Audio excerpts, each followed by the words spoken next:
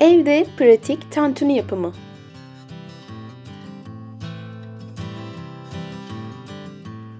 Öncelikle 1 kilo kuzu etimizi tenceremize alıyoruz ve üzerine 1 su bardağı su ekleyip kısık ateşte pişmeye bırakıyoruz. Etimiz pişerken bir yandan lavaşımızın hamurunu hazırlayalım. Kabımıza 1 su bardağı sütü katalım. Üzerine 1,5 su bardağı da ılık su katıyoruz. 1 tatlı kaşığı kuru maya, 1 tatlı kaşığı tuz ve 1 tatlı kaşığı şeker ekliyorum. Sizler yaş maya da kullanabilirsiniz, fark etmez. Son olarak sıvı yağ ekliyoruz, göz kararı. Yaklaşık 2 yemek kaşığı kadar yeterlidir. Ben hamur yoğurma makinesinde yapıyorum. Yaklaşık 5-6 su bardağı un ekliyorum. Yavaş yavaş kıvam aldıkça hamurumuz kulak memesi kıvamında olacaktır arkadaşlar.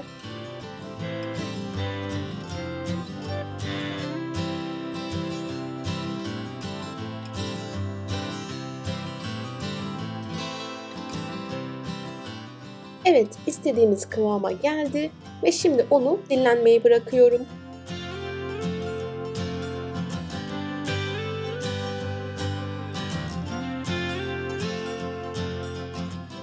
Evet, bu sırada etimiz güzelce pişiyor tabii ki.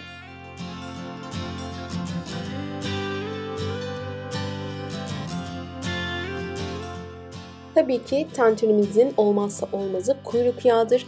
O yüzden onu pişirip daha sonra etimizin üzerine yağını süzdüreceğim. Sizler sevmiyorsanız katmak zorunda değilsiniz. Hamurumuz dinlenirken o sırada salata malzemesini hazırlayalım. Domatesleri küçük küçük doğrayalım.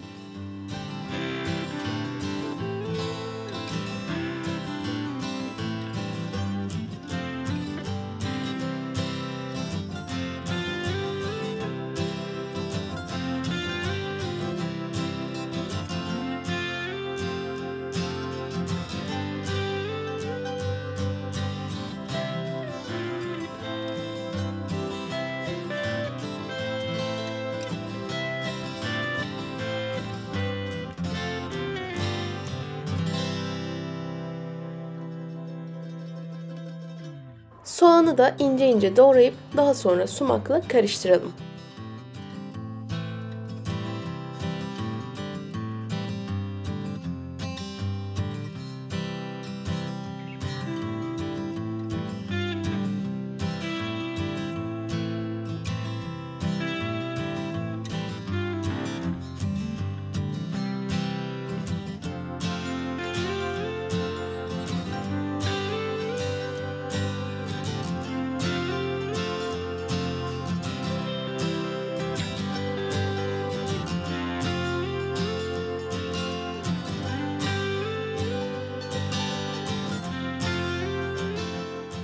Evet, salata malzemelerimiz de hazır olduğuna göre artık son aşamalara geçip lavaşımızı pişirelim. Sizler hamurun kabarmasını bekleyebilirsiniz ama ben o kadar bekletmeden pişiriyorum. Yine de çok güzel, yumuşacık oluyor. Hamuru küçük bezeler halinde yuvarlayalım ve una bulayalım.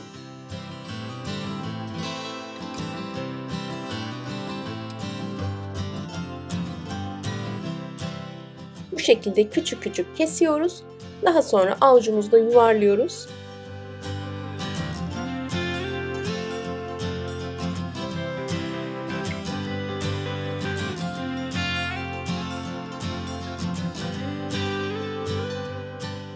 Yaptığımız bezeleri şimdi ince bir şekilde açıyoruz.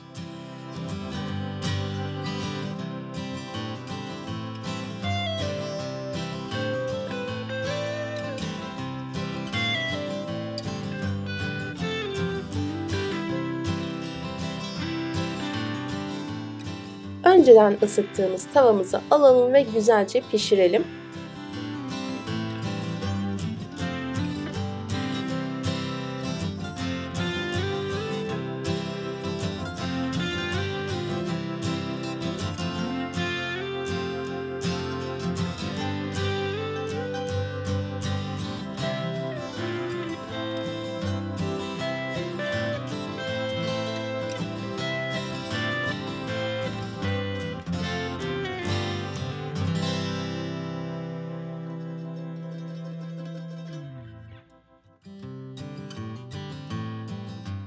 Gördüğünüz gibi lavaşlar çok güzel kabarıp pişiyor.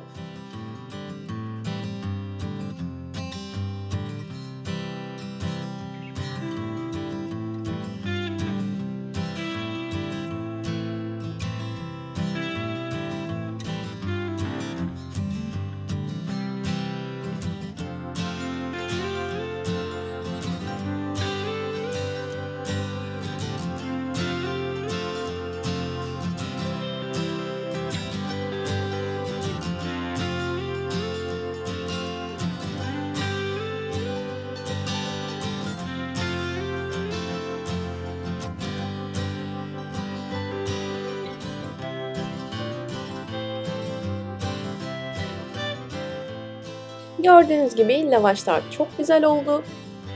Lavaşlarımız hazır olduğuna göre artık etimizi de hazırlayıp dürüm yapabiliriz. Hazırladığımız kuyruk yağını saca katıyorum. Sizin sacınız yoksa normal tavada da yapabilirsiniz. Kırmızı toz biber kullanıyoruz arkadaşlar. Bir tatlı kaşığı da tuz ekliyoruz ve karıştırıyoruz. Etimizi de ilave edip kavuruyoruz.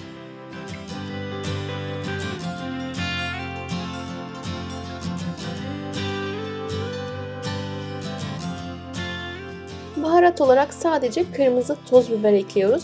Miktarı da sizin tercihinize kalmış.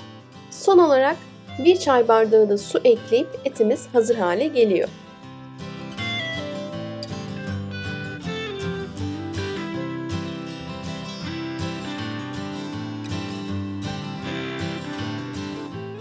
Evet, artık dürüm yapma zamanı. Etimiz lokum gibi oldu. İlk önce lavaşımızı etin yağına batırıyoruz bir güzel. Daha sonra salatamızı ve etimizi katıp dürümümüz artık hazırdır. Tam dışarıdaki tantuniler gibi oldu. Şimdiden yapan herkese afiyet olsun.